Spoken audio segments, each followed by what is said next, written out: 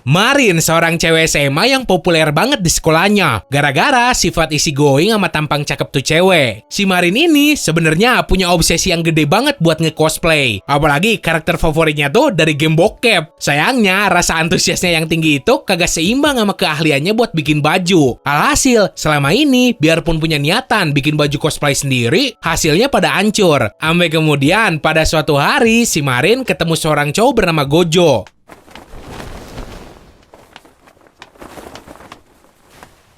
私がコスしたくて作ったの。コス？そう、コスプレ。 Seorang cowok yang berasal dari keluarga pengrajin boneka tradisional asal Jepang. Si Gojo ini punya obsesi tinggi terhadap boneka tersebut. Sayangnya, Doi cuma baru bisa bikin bajunya doang. Ngeliat kebetulan yang seakan jadi takdir mereka buat dipertemuin, si Marin minta tolonglah ke si Gojo buat dijahitin baju cosplay.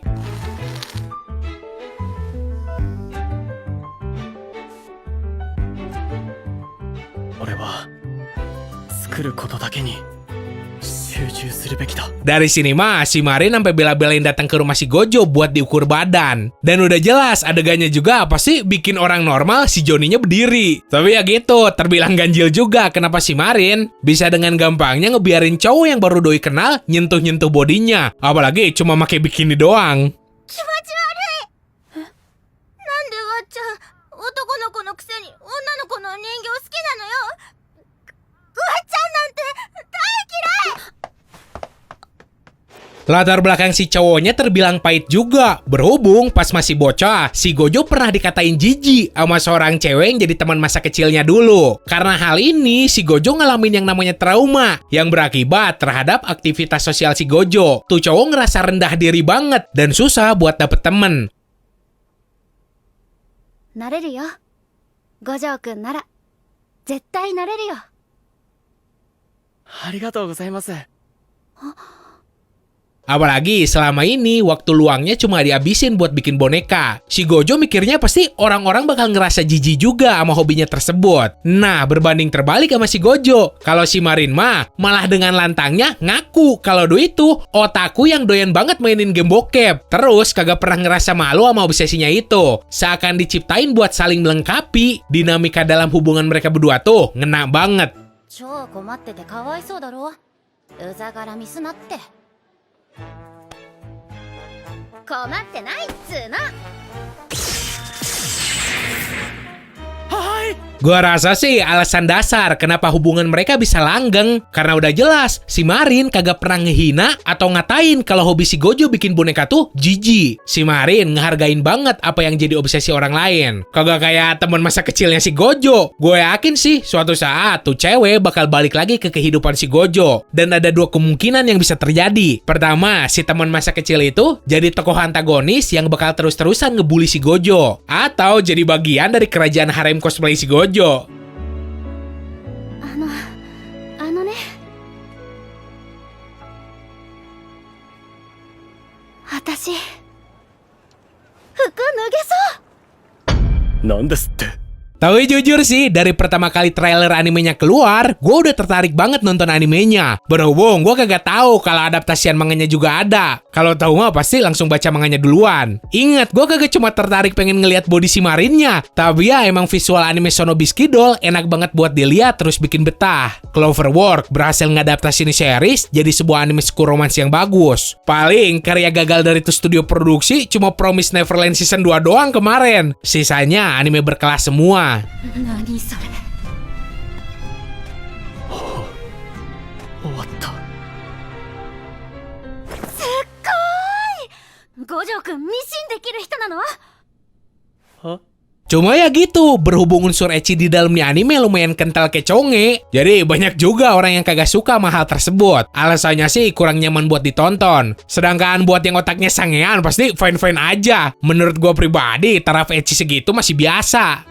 ものすごく肩身が狭い。北川さん、早く。五条くんやばい。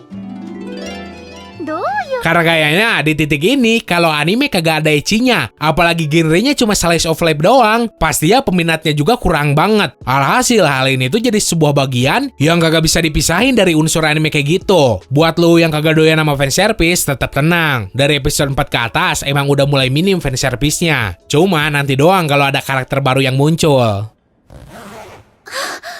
すっごー背中開いただけで全然涼しいてか汗でパンツぐしょぐしょなんだけど替えの下着持ってくればよかった Pada dasarnya, anime ini tuh cuma ngajarin tentang keteguhan hati yang selalu kudu lu jaga. Apalagi nyangkut masalah hal yang lu suka. Jangan biarin ada orang lain ngeredam atau bikin sampai lu trauma gara-gara sering dikatain hal negatif atas apa yang lu suka tersebut. Selama hal yang lu suka itu kagak nyakitin orang lain atau diri lu sendiri, kenapa kagak? Karena pada akhirnya juga setelah gua ngelanjut baca manganya, si Gojo nanti dapat banyak banget temen. Karena mereka kagum ngelihat dedikasi si Gojo terhadap karyanya, entah itu baju cosplay ataupun boneka Hina. それと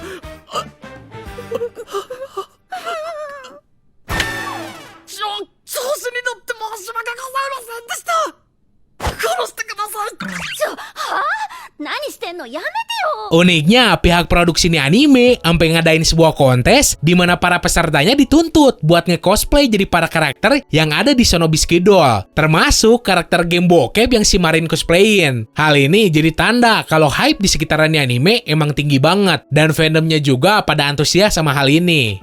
北川さんとても綺麗でした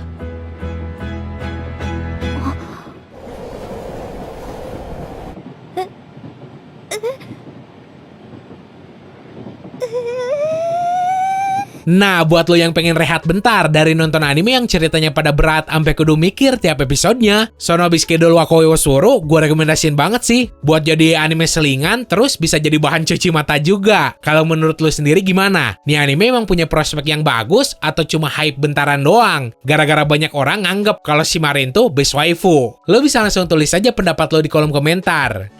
本当ありがとう五条くんはい